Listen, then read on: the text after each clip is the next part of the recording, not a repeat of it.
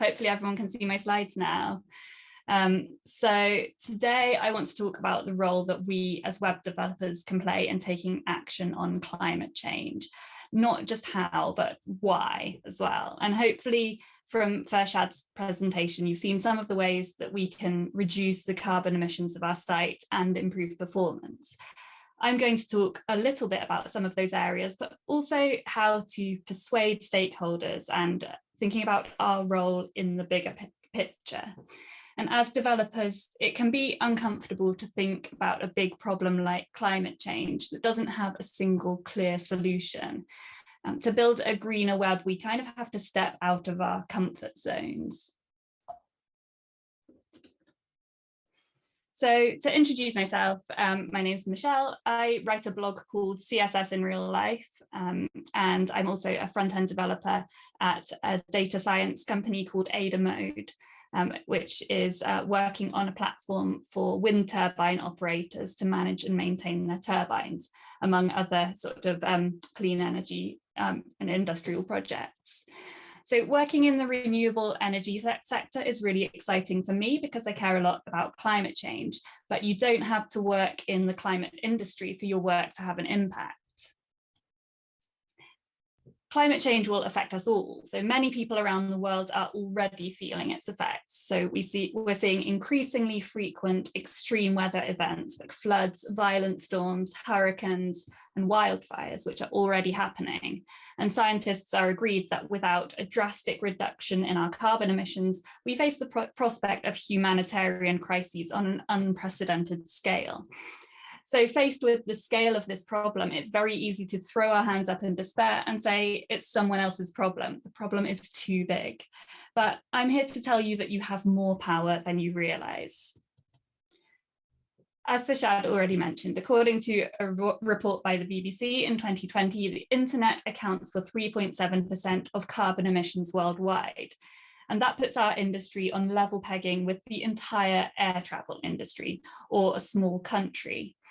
And one way that we as web developers can have an impact is by reducing the amount of CO2 generated by the websites that we build. And as an industry, we've become concerned with web performance, and it's no secret that web pages have become increasingly bloated. The average web page size now stands at around 2 megabytes. So that's terrible news for users whose experience of browsing such bloated sites will be pretty poor on slow connections. But it's also terrible for the planet. So poor performance and energy intensity often go hand in hand. And not only is it bad for our users, it's also bad for all the people not using our website too. It's contributing to climate change. So I would argue that we should be showing the same level of concern about our website's impact on the planet that we are about web performance. And the good news is that fixing our site's performance problems will go a long way towards reducing its carbon emissions too. But they're not exactly the same. So optimizing our assets, making sure that we only serve what the user needs, and everything else associated with traditional performance metrics are all great things to do, but they're only part of the equation. There are factors beyond web performance that affect how polluting our sites are. And they include things like whether our hosting uses renewable energy. And it can sometimes be quite difficult to distinguish actual green credentials from greenwash and marketing speak with hosting companies. But as we've already seen, the Green Web Foundation has a directory of hosting companies that provide proof of their green claims. There's also the actual design of our website, whether it uses a low energy color scheme or the energy efficiency of our color scheme. So that can save power on the end user's device. So blue colors use more energy than reds or greens, for instance. And on OLED displays, black or dark pixels save power as black pixels are off. And then there's the user journey or user experience itself. That's how much time are our users spending clicking around, looking for what they actually need and loading more resources with every page because they can't find what they need. So it's part of the design process too. And then there are the resources used during development. So even the number of dependencies installed during the build process. So the emissions produced before our website has even reached a user. Eric Bailey wrote on an article a little while ago, if I was a better programmer, I'd write a script that shows you the cumulative CO2 you've generated every time you type npm install. And that's something we don't think about a whole lot. But if your project is on GitHub, or if you're building a library on npm and it's downloaded by hundreds or thousands of developers, then that can add up.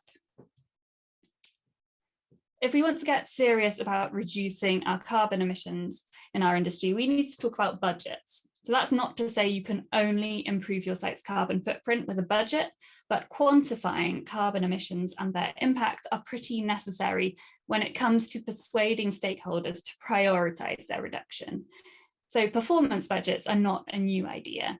The idea that you identify things like maximum size of resources you're willing to load, number of requests, or some targets like the homepage must load and be interactive in under 5 seconds on a slow 3G connection.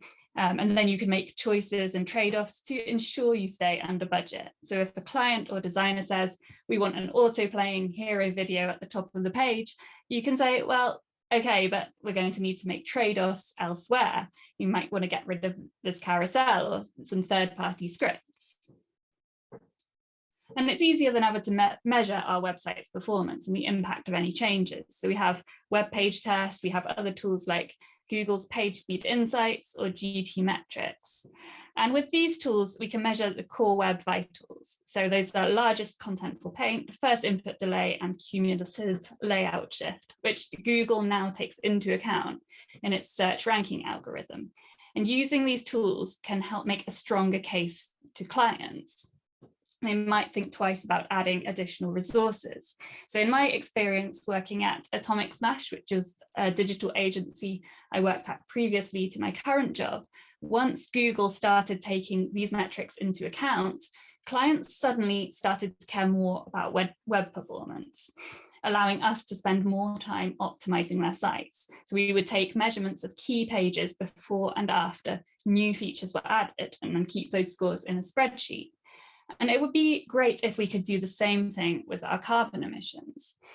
So a performance budget gets us some of the way there, but a carbon budget enables us to think about our sites holistically, beyond just the metrics associated with performance. So how do we measure our carbon budget? It's pretty hard to do that yourself. There are so many factors to consider, but there are a few tools that attempt to do this, which Farshad has already mentioned. So Website Carbon Calculator provides a quick snapshot for quantifying emissions of 10,000 monthly page views. It tells you how green your site is compared to others and some actions that you can take. And it's useful to see comparisons to the physical world as well. It makes it a little bit more tangible, a bit more real. For instance, it tells me that over the course of a year, my own website produces the same amount of CO2 as roughly 987 cups of tea. And then for a more in-depth evaluation, you might want to try EcoPing, another one that Farshad has mentioned. And this one, I think, has performance metrics integrated as well. So it seems like it would be useful for reporting to clients. I haven't actually used this one myself. And then Beacon falls somewhere between the two. It gives some reasonably detailed breakdowns and some advice for improvements, as well as tangible comparisons. So it tells me that per month, my site generates just over 800 grams of CO2, equivalent to watching 1 hour of Netflix in HD. And what I really like is that it shows the amount of CO2 produced on a returning visit, as well as the initial visit. So you can see how effective your cache strategy is. And once you have some measurements, you can start to see where you can make savings. So these tools allow us to open the discussion and set ourselves targets to meet. And while these tools are really great, I would love to see those metrics integrated into other platforms for a wider impact. So as Farshad mentioned, if Google integrated an environmental impact score into their Lighthouse tool, then that would give it such, enormous visibility. It would send a message that this stuff is important. And it, clients use Lighthouse as well as developers. It would just give it so much more prominence as an issue. And making this metric visible sends a message. It says it's important. And that's what I want to talk about next. Why do our individual actions matter? So when I published an article on CSS tricks a little while ago, summarizing some of these points, I got a big mix of responses. And what I learned was that some people get really defensive when you encourage them to take action on climate change on an individual level. And that's not just climate change deniers, but people who feel that the advice is misdirected, that it's the responsibility of corporations and governments. And to some extent, that's true. We shouldn't let them off the hook so easily. I believe we should have industry level regulation and government led action. But the fact is that nothing is going to change unless we act on an individual level. So we should absolutely put pressure on big companies to reduce their emissions, but it lends more weight to our arguments if we can demonstrate an appetite for individual action too. It makes it harder to dismiss our calls for action as a niche interest. It amplifies our voices. So when I got a lot of pushback from my article, I was actually pretty happy because it means people are talking about it. It got under people's skin. And it's one way of applying pressure and making the issue visible. So it's like a snowball rolling down a hill, getting bigger and bigger. The effect might be unnoticeable at first, but if a few people are inspired to take action and to talk about it in their own communities, then our actions ripple outwards. And making seemingly small changes to improve the carbon footprint of a website, even a small website, is a great starting point for having those conversations and demonstrating things that could have an even greater impact when done on a wider scale. And even if you don't believe in reducing the environmental impact of your website as an end goal in itself, there's an increasing amount of regulation in this area. So in the UK, government contracts require commitments to sustainability. So the company I work for has ISO accreditation, which means they need to provide proof of their sustainable credentials. And that enables them to more easily win client work because they can provide that proof. So you might be able to get more clients as a result of making these improvements. And our efforts do add up. So this is a quote that Feshad has already shared with you from developer Danny Van Kooten, who wrote about how he removed a 20 kilobyte dependency from his WordPress plugin, which is used on over 2 million websites. And he saved the carbon equivalent to 5 flights from Amsterdam to New York. So for some of us, it's the area where we can have the most impact. And this is a quote from a person on the internet in response to my article. They said, you'll save more by not watching a season of a TV show on Netflix than optimizing your website. If you really care, how about that? And it's easy to get into the mindset that our efforts to optimize a single website are a drop in the ocean on a global scale, of thinking we can't do everything, so we might as well do nothing. A lot of people argued that browsing a 2 megabyte website was nothing compared to streaming a video on Netflix. And as we've seen, that's not always true, especially if you work on a website that's used by millions of people every day. And there's always more we can do. And examining every area of our lives where we could have an impact is a good thing. It's not either or.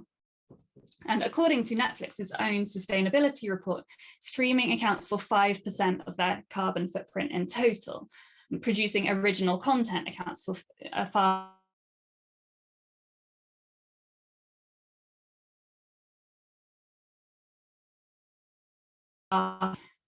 we all need to make an effort, and working within our areas of expertise is where we can have the greatest impact.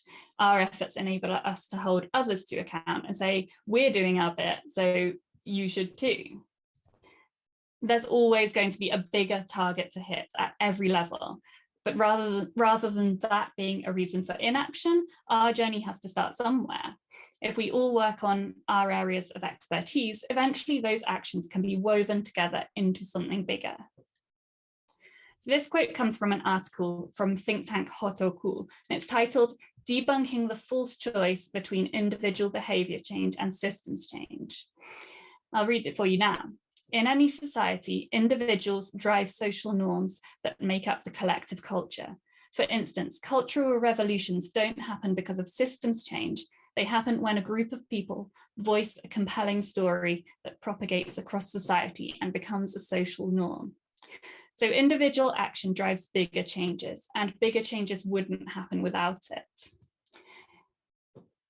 Individual action matters, but it's when we pool our resources and work together that we can have the most impact. So planting a single seed is undoubtedly good, and a tree might thrive or not. But if hundreds of thousands of people all planted them and nurtured them together, then those trees will grow up into a living forest, teeming with life, making the soil richer and more fertile, which leads to more life. And it's the same with communities. A supportive community can inspire and motivate us to take action and to share knowledge with each other, to go beyond what we can achieve individually. So how can you get involved with taking action on a community level? So one thing you can do is form a workplace action group to support each other to take climate action in tech and to push the climate agenda and greener practices within your organization. You can also share your knowledge. So write on your blog or on somebody else's blog, speak at events and share on social media.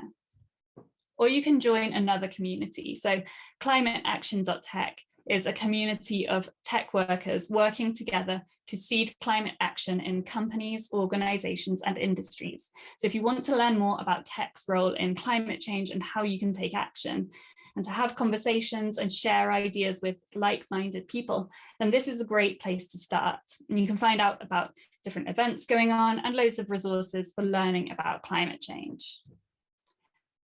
As tech workers, we need to recognize that we are in a position of privilege compared to workers in many other industries. We have the power to make our voices heard and to push for change and advocate for climate action within these power structures. It doesn't apply to everyone, but many of us can choose not to work for ethically questionable companies. I'm not saying you have to walk out of your job, but maybe next time you're looking for a job, you can make it a priority. So many companies have a hard time recruiting developers, so you have leverage. And if enough people are saying, this is something we care about, then companies have to start making changes. So ask about environmental policies at interviews, for instance. And I realize not everyone has that privilege. Some people have to leave toxic workplaces. Some people don't have the luxury of shopping around for a job. But if you do have that privilege, then use it. And we need to think beyond carbon emissions and climate change alone. They're part of a bigger problem. We need to be thinking about climate justice. So we know the richest 10% are responsible for almost 50% of total emissions. We know that a huge amount of technical waste is dumped in developing countries, and that many of the components used in our devices are mined and manufactured in poor conditions, causing environmental damage. How many of us are upgrading our devices every couple of years? Are the products that we're building encouraging unsustainable consumption? We need to ask ourselves some uncomfortable questions. So I still use GitHub, but Microsoft have multi-million-dollar contracts with oil and gas companies to use their technology to directly help them extract more fossil fuels in contradiction with their own environmental commitments. None of us are perfect, we're just human, we're part of a system, and we know that systematic change is needed. So Hannah Smith, who created a campaign called Let's Green the Web, wrote a great article recently about climate justice and how website CO2 emissions are just one part of the bigger picture. How are our systems supporting the decisions made by our leaders? We know that fixing our website's carbon emissions isn't going to change the world overnight. And I'm not saying go out and overthrow capitalism tomorrow morning, but we're part of a bigger picture. We have to start somewhere. We can also call on tech companies to do more, to use their lobbying power. This is a campaign I came across recently, which urges tech companies to spend on lobbying for climate policies, to put their money where their mouth is. And as developers, we're used to using technology to solve problems with clear success criteria. We have to acknowledge that there's no quick fix to climate change. We don't have all the answers. No one is ever going to say, well done, you fixed it. but the fate of the world depends on us working together to make our lives on this planet more sustainable. And sometimes the solution isn't more tech. Sometimes the answer is to do less, to take the less technological solution.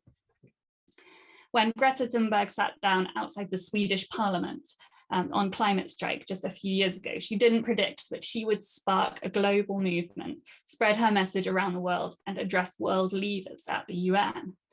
Inaction solves nothing. So instead of throwing up our hands in despair, let's work together to make a difference. So thank you. Thank you very much for that presentation. You know, I really do appreciate it. Again, I realize it's dinner time, so I'm not going to keep you too long. But the one thing that I remember caught my eye very early, speaking of eyes, is the idea of the impact of color on energy consumption. And I feel like I probably knew that, but it's always kind of like the big, oh my God, that's so true. I mean, did you have any other details on that you remember that you'd like to share real quickly? So that's from, I learned that from a book by Tom Greenwood called Sustainable Web Design. It's from A Book Apart. And yeah, I was surprised by that as well. It's not something I realized. I knew that sort of, dark mode is meant to be, less energy intensive. But actually the interesting thing about that is that that's only on OLED displays, like other sort of LED displays. That actually doesn't apply. The black pixels aren't, off on certain displays. But yeah, I absolutely didn't know that until recently about sort of blue colors being more energy intensive. So. Interesting. Well, thank you very much.